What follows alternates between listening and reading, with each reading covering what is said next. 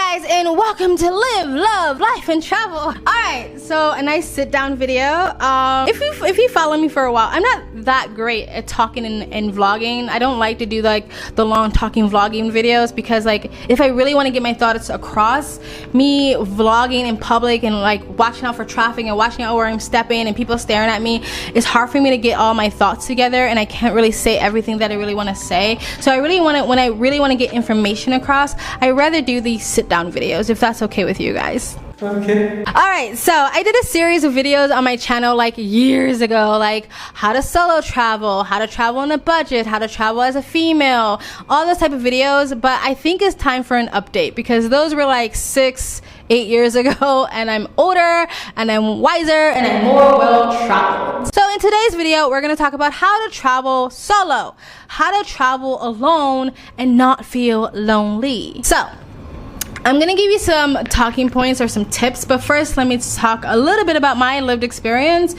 When I first started traveling, the first 4 years of my travels, I spent most of it living in Chiang Mai. Chiang Mai was my base, and of course every 90 days you had to leave, and so I would go spend 2 weeks or a month somewhere in Malaysia, Cambodia, Laos, you know, one of the landlocked countries of Thailand. Those 4 years I was pretty solo. Like, yeah, I had small patches where I had friends or I would meet people, or when I would travel outside of Thailand, I would meet people, but for the most part I was by myself, right? But I never felt lonely, ever. The 4 years I spent kind of solo, I spent a lot of it just like healing and decompressing, and I learned a lot. I did a lot of reading, a lot of research. I did a lot of listening to like TED Talks and documentaries and exploring on my own.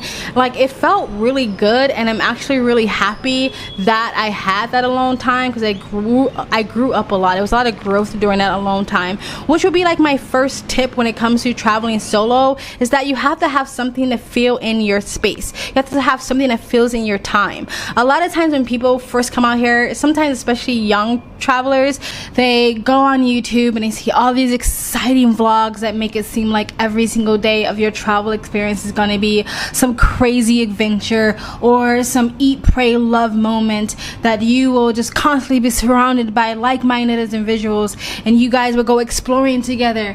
Every single second of every single day of every single minute while you're overseas is going to be filled with something exciting, and that's just not the case. I think even people who live abroad think every day of their life is some kind of crazy adventure, and I also think people think if it's not, then what's the point? The point is just to have an experience, a lived experience, just in a different environment for the most part. And yes, every once in a while you see something different and you learn something different and you experience something different and new cultures and new people and amazing conversations, but that's not going to be every single day.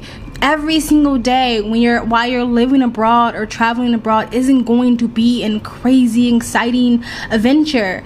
You can try your best to make it be that way by going out and looking for it, by going trekking and hiking and exploring and visiting the town, but that's something you have to do on your own and put effort into. And I also think sometimes, especially with new travelers, they think that it's just going to fall into their lap as well. Like, it's just going to happen, but sometimes you have to put the effort into finding those adventures.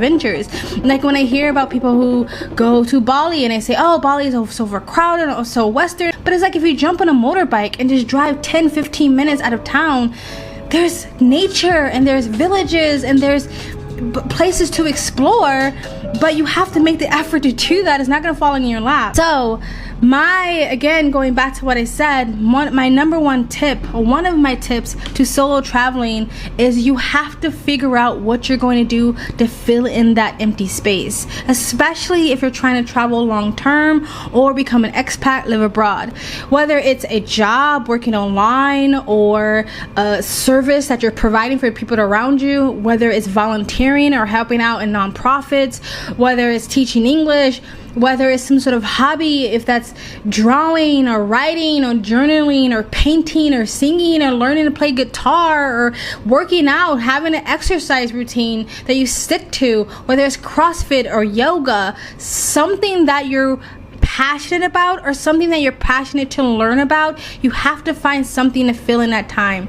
As so many times I've run across other newer travelers who planned on traveling long term or had this dream of living abroad, who would confide in me and tell me that they're extremely bored and that they're lonely because they have nothing to do. If there's no one inviting them on an amazing adventure, and if no one's, you know, just entertaining them, just being in their presence, they just sit there and they're just sit by themselves, lonely. You have to make an effort to fill in that dead space. It combats boredom and it also combats loneliness. 4 years I talked about when I was living alone in Chiang Mai, there were moments when I was really in a need for a conversation, and I literally would go into restaurants, scan the room, read the room, and I would find someone sitting by themselves, probably a woman, and I would just go over and say, hey, are you solo traveling? If they said yes, I'd be like, do you mind if I sit down and we have a great conversation? And they were always open to it and probably was like, yeah, like I want a conversation too. And so you have to put yourself out there. You have to learn to read the room and not be desperate for companionship, because if you have that desperateness, then it kind of like turns people off. Be brave enough to put yourself out there, but also be open to the fact that you might get rejected and be okay with that. My second tip of solo traveling is stay in hostels. Stay in areas where there's going to be a lot of other travelers, and also it depends on what kind of traveler you are. Again, if you are a younger youth backpacker or just a older backpacker who's traveling a little bit quickly, or you're traveling to social places, like I think Canggu, Bali is a very social place, and so it's a lot of going out, it's a lot of events, and you don't always really want to go by yourself because there's sometimes nighttime events and stuff like that, and so it's easier to have buddies to go out with when you're staying in hostels. And again, you still have to put yourself out there to say, hey, how are you doing? My name is so and so. Are you traveling alone? Or oh, how long you've been here? You know, the 20 questions that every traveler asks each other. So hostels are a really good option. If you're an older person, maybe more of like a boutique hostel if you want to find people like around your age, because I feel like youth backpackers are very young, and then there's like boutique backpackers or co-living spaces where people are a little bit older, maybe working online, maybe a digital nomad like you, so you can find people that's your age and like more like-minded. Also do research on places that have really good communities. Like, I've never been to the Philippines, but I've listened to so many people who've been to the Philippines and lived in the Philippines, and they always talk about how great the community there is when it comes to the expat community, and like the mix of expat and local community all coming together and creating their own little ecosystem. When I lived in India, amazing community. India is a really good places where there's going to be long-term expats living there. But I think that is easier in smaller towns where there's a nice expat community. In smaller towns, smaller mountain towns, beach towns, near smaller villages, I feel like it's so much easier to connect with the people around you. So do some research and figure out where are good spots where there are longer travelers, like long-term travelers or expats, if that's what you want to do. If you want to be a long-term traveler or an expat, move abroad, look for those, do your research and figure out those communities. I think it's easier when it's smaller towns, smaller cities, smaller villages in the mountains, near the beach, in my opinion. Speaking of meetup groups, there are WhatsApp groups, Facebook groups, there's apps that you can meet people. My favorite are the WhatsApp groups. So like, do your research, figure out what are the WhatsApp groups in these towns, ask around, ask people, hey, are there any cool WhatsApp groups in Bangkok or in India or Sri Lanka that I can join, where there's community meetups and events and things to do. So join those groups. I'm a part of so many WhatsApp groups. I feel like Facebook groups is still a thing, but I think they were way more popular, like, I don't know, 6 years ago.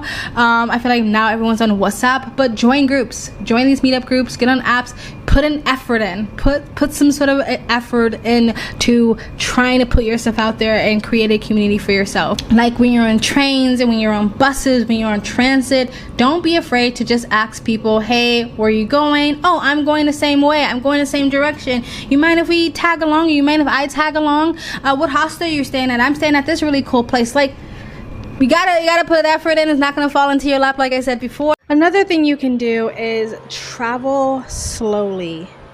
A few years back when I was in Laos, I was talking amongst a group of other travelers, and you know how everybody does, everyone announces how long they've been traveling and where they've been traveling. And when people found out I've been traveling for so long, one of the people asked me, hey, like, how do you not get lonely? And honestly, for some reason at that time, I had like a brain fart and I couldn't really come up with a good answer. I just was saying, just told her I'm not. But I think one of the things that helps me also not feel lonely is stability. And I think one of the ways you create stability is you travel slowly.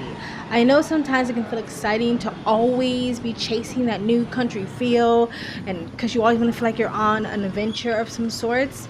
But I found, and I've heard other travel influencers talk about this, how first of all you get burnt out and you start to feel really alone because you never ground yourself, you never find a community, you never get to know a place. I go to the same countries over and over again, and I spend months and years in the same countries. I can go to Thailand, Malaysia, Sri Lanka, India, multiple countries I've been to, walk into businesses and they know who I am and I know them. And the more you communicate with these people, you go below the surface, below the I'm just a tourist and you're just my host surface. And I think that really does help combat loneliness and boredom. Is create some stability and just travel slowly. Stay in a place for a while. And if you only have 2 weeks to spare, I advise not trying to see every part of a country. Pick a place and really spend your time there. I think another tip is that you have to learn how to be alone. I think that in the West, because there's such a loneliness epidemic, like the idea of being alone terrifies people, and they put like a negative spin on it. Like your perception and your perspective on your being alone can feel lonely because that's how you see being alone, as a negative thing. And I was not that great being alone before I traveled because I think I still I had that negative perception of it. And I think the world tells you that. I think society tells you, like, if you're alone, then you're a loser, nobody likes you, nobody loves you, what's wrong with you, you're inadequate, you're not desired, all those things. But when those 4 years when I was in Chiang Mai, I cherished my solitude, and now I need my solitude. I'm a very social person, but I need my solitude. I love my solitude, and I think you have to be okay being alone and almost fall in love with being by yourself. Just fall in love with that, and again, fill your time up with self-love and self-care. And that doesn't mean just getting a medi-pedi and a massage, but learning something and growing and expanding your mind and learning a new language, something like that benefits you as a person. Even if you're being of service to other people, that still benefits you. And so you have to learn to actually just enjoy your solitude. When it comes to relationships and the people that you meet abroad, some of them are going to be really, really short. And I think another thing I feel like the West teaches you is that if relationships are short-lived, then they weren't valuable. Relationships and friendships have to be long. They have to be for years and years and years for it to have mattered. And to me, that's not really true. There's a weird thing that happens when you go overseas, at least for me, and I've heard this from other people, is that it's not like you find yourself, that I found myself, the phrase that people use. I think that you're just giving space to be who you are and to expand on what was already there. But sometimes when we're with people we know and the people we have been around for years and years and years, we allow their image of us to project onto us, and it keeps us kind of stunted and keep us from growing into the person that we could be. And so to me, I have had way more deeper and philosophical and connections with people that I only knew for a couple of weeks or a few months or a year, and then they go off and live their lives, than I had with people that I knew for years and years and years back home. And also in the West, it depends on where you live, big cities and stuff like that, you can live next to your neighbor and not know who they are. And here I feel like because when you're a solo traveler, you do put more effort into getting to know people and just having conversations and just being heard and seen and stuff like that, not in a desperate way, but in a human connection way, that you put more effort, you get to know the people around. So yeah, guys, those are my top tips and advice on how to solo travel when it comes to beating loneliness and boredom. This is from someone who has been traveling, living abroad for almost 9 years now. I hope this video helped, and if you want more more personalized information, face-to-face, one-on-one travel tips and consultations. I am starting a new travel consultation business or personalized travel itineraries. You can contact me through email, you can DM me on my Facebook or my Instagram, or you can go directly hit the link and book your travel consultation session today. If you're not ready to take that leap, just like, comment, and subscribe, and continue to follow me and come along with me throughout my travel adventures on this beautiful planet we call Mother Earth. You guys have an amazing, beautiful day.